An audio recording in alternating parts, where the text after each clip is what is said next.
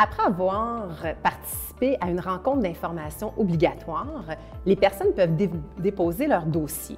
On demande plusieurs documents comme preuve d'expérience et par la suite, elles doivent faire une entrevue afin d'être acceptées dans le programme dans ce genre de démarche. Elles devront ensuite être évaluées pour les différentes compétences de leur programme.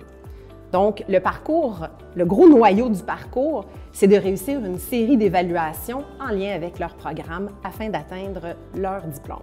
Durant l'entrevue, on va aller vérifier si la personne a bien développé des acquis en lien avec toutes les compétences d'un programme.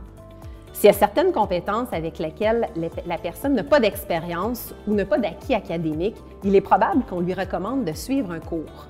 Comment ça fonctionne? C'est que la personne va être principalement une candidate inscrite à la RAC et elle aura un parcours mixte, c'est-à-dire le processus d'évaluation de la démarche de reconnaissance des acquis et des compétences avec un ou quelques cours du programme à suivre. Les évaluations sont réalisées toujours dans un contexte authentique de travail.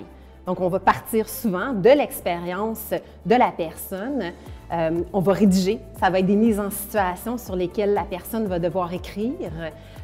Parfois, ce sera des gabarits à remplir, des réponses à développement, des entretiens et parfois même, on utilise des capsules vidéo pour voir la personne en action dans son milieu de travail. Plusieurs facteurs peuvent influencer la durée de la démarche.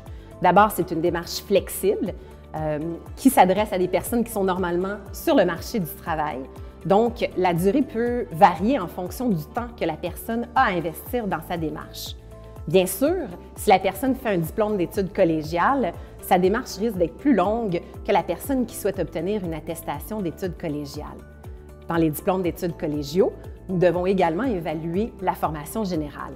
Lorsqu'une personne termine son parcours de reconnaissance des acquis et des compétences, on déclare tous les cours associés auprès du ministère de l'Enseignement supérieur et on fait la demande de sanction collégiale. Elle est ensuite invitée à la collation des grades et si elle souhaite y participer, elle est la bienvenue, bien sûr.